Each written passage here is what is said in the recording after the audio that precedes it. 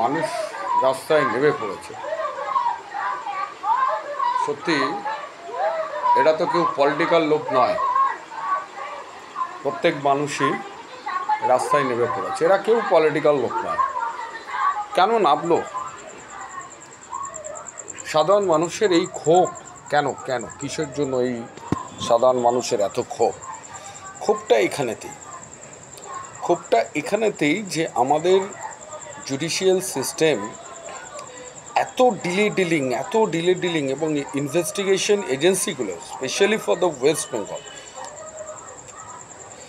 তারা কোনো জিনিসেরই এখনো পর্যন্ত আমরা কোনো রেজাল্ট পেলাম না, কোনো তদন্তের রেজাল্ট আমরা পেলাম না। এবং সেই ক্ষেত্রেই মানুষ ক্ষিপ্ত। এটা এইভাবে অ্যাডমিনিস্ট্রেশন ফর দ্য পিপুল হওয়া উচিত। অ্যাডমিনিস্ট্রেশন ড্যামেজ কন্ট্রোল করছে, সে অন্যায়কে ধামাচাপা দিচ্ছে, অর্থাৎ প্যারালাল ইকোনমি তৈরি হচ্ছে। আমি আসবো সমস্ত বিষয় নিয়ে আজকের এই ইউটিউব চ্যানেলটা।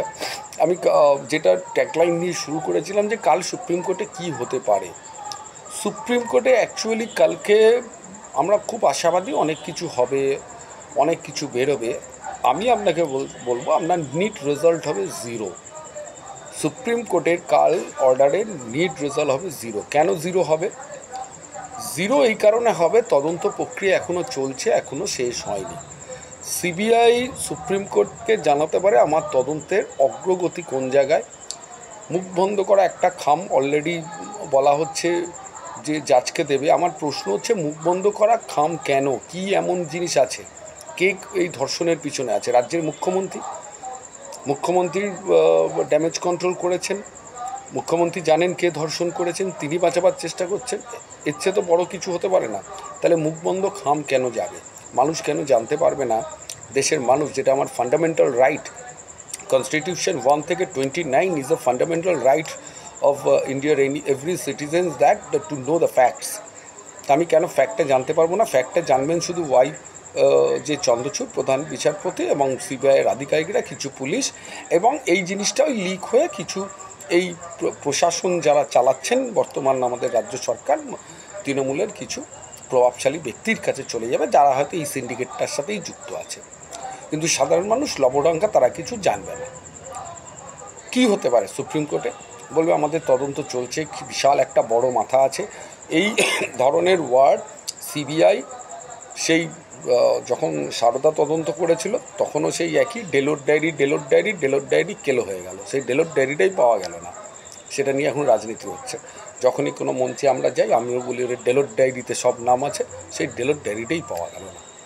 দিব্যি আমি এক একটা করে পয়েন্ট দেখুন কীরকম হলো।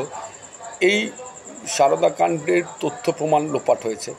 সেই তথ্য প্রমাণ লোপাটেতে অ্যাকিউজড ছিল Rajeev Kumar is a very efficient officer. তার এফিসিয়েন্সিটা কাজে লাগিয়েছিলেন এবং প্রত্যেকটা জায়গা থেকে যেটুকুনি সংবাদ মাধ্যমে পাওয়া গেল, সমস্ত তথ্য প্রমাণ, সফটওয়্যার, ইমেজ, সমস্ত কিছু লোপাট করেছিল এই রাজীব কুমার। কী হলো রাজীব কুমারের? তিনি ডিজি হয়ে বসলেন পশ্চিমবঙ্গ সরকারের।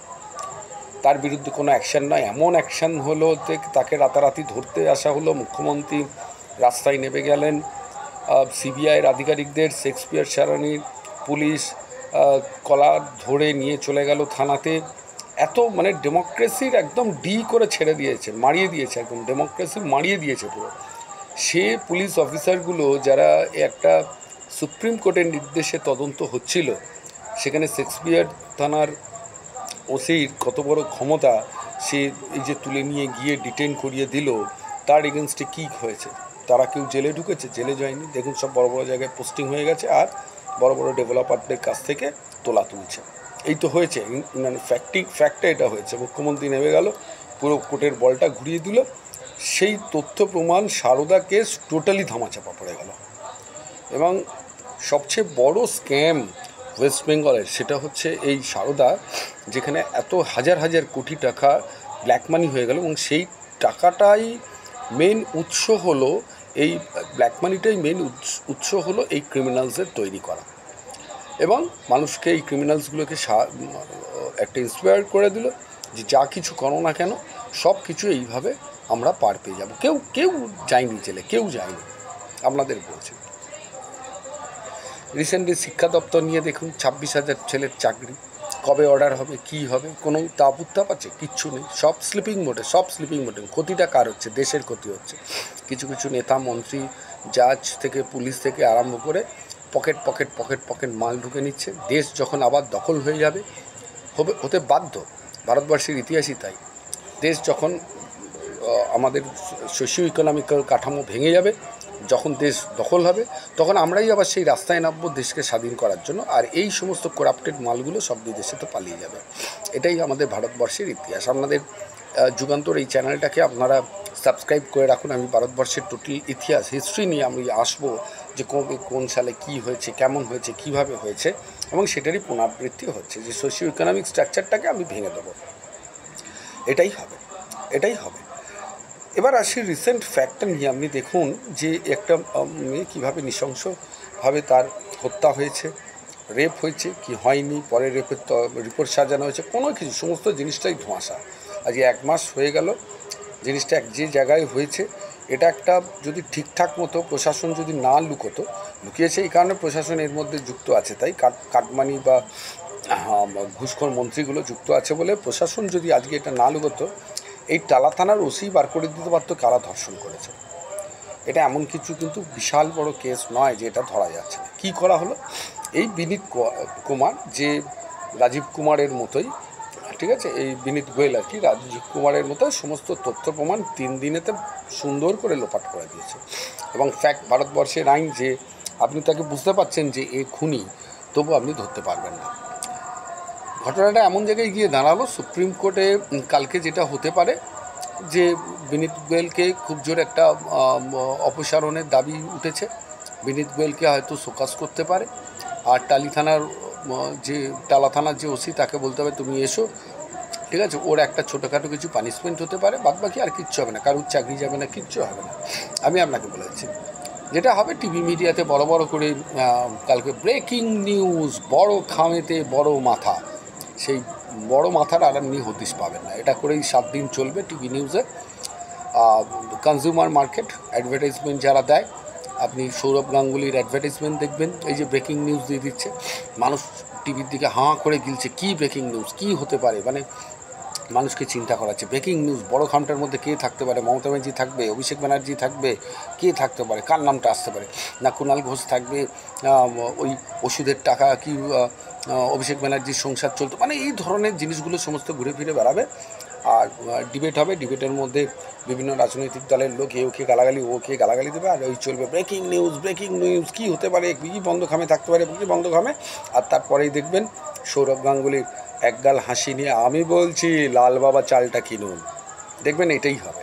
এটাই 7 দিন হবে। কেন ফ্যাক্ট ফাইন্ডিংসই বার করতে পারিনি সিবিআই, আর পারবেও না। 21 দিন পরে আপনার মনে হবে যে আর তদন্তের কিছু আছে, এই তদন্তেটার, এই চোরগুলোকে আর আপনি পাবেন না পাবেন, ডিএনএ তার কিছু মিলবে, কিছুই মিলবে না, তা কী পাবেন? কিছুই হবে না। এখন আমাদের কি করতে হবে? মানুষকে এই মুহূর্তে যেটা হচ্ছে, মমতা ব্যানার্জি সরকারকে অপসারণ করা, এই অপসারণটা খুব দরকার। প্রত্যেকটা জায়গায় যেভাবে সিন্ডিকেট রাজ চলেছে, প্রশ্ন অনেকেই বলবেন অপসারণ করে কাকে আনবেন? বিজেপিকে আনবেন, সিপিএমকে আনবেন, এসইউসি আনবেন, যে আসবে সে তো একই। হ্যাঁ ঠিকই, একই করেছে, মানুষ তো আর পরিবর্তন হবে না। যেগুলো এখন তৃণমূলের যে চোরগুলো দেখবেন, তখন যে রাজনৈতিক দল ক্ষমতায় আসবে তার দলেতে ঢুকে যাবে। এখন পরিবর্তন একটাই হতে পারে, এই যে আমরা সাধারণ মানুষ যারা আমরা ডিপ্রাইভ হয়ে চুপ করে থাকি, চুপ করে থাকলে হবে না। যে প্র্যাকটিসটা এখন হচ্ছে, যে মানুষ রাস্তা দখল করছে, রাস্তায় নেমে যাচ্ছে, এইটা খুব দরকার, এটা দরকার হয়েছিল। এবং আমার জীবনদশায় সত্যিকার অনেকেই বলছেন যে এই ধরনের জিনিস দেখিনি। এই বিপ্লবটা কিন্তু দরকার ছিল, রাস্তা দখল করার দরকার ছিল। শাসককে বুঝিয়ে দিতে হবে তোমার চেয়ারটা কিন্তু আমরা কেড়ে নিতে পারবো। চেঞ্জ হলে একটা কি হবে, এই সিন্ডিকেটটা আপনার ঘেঁটে যাবে, ঠিক আছে। যে যারা আছে এই সিন্ডিকেটে, নতুন সরকার যখন আসবে সে চাইবে না এই সিন্ডিকেট নিয়ে আমি কাজ করি, তাকে সেই সিন্ডিকেটটা তৈরি করতে গেলেও 4-5 বছর সময় লাগবে, ঘাতগুলো জানতে হবে। এবং আমাদের উচিত 5 বছর করে করে গভর্নমেন্টকে ফেলে দিয়ে নতুন গভর্নমেন্ট আনো, সব সেন্ট্রালও ফেলো, এও ফেলো, স্টেটও ফেলো, কাউকে আধিপত্য রাখতে দিও না, কাউকে আধিপত্য রাখতে দিও না। এটা কিন্তু আমাদের উচিত, এবং এই উচিতটা করা উচিত।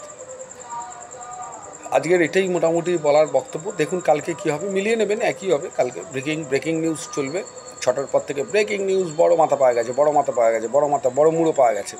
তারপরেই দেখবেন সৌরভ গাঙ্গুলির অ্যাডভার্টাইজমেন্ট, লাল বাবা চাল খাও, লাল বাবা চাল। চলুন আপনারা সৌরভ গাঙ্গুলির লাল বাবা চাল কিনুন। আমার মাকে খাওয়াবার সময় হয়ে গেছে, মাকে খাওয়াবো। সমর্থন আছে, দেখা যাক কী হয়। তারপর পরে ইমোশনাল আবেগ নিয়ে তো কোনো কিছু হবে না, মানুষকে সবাইকে নামতে হবে, তবেই হবে। ধন্যবাদ।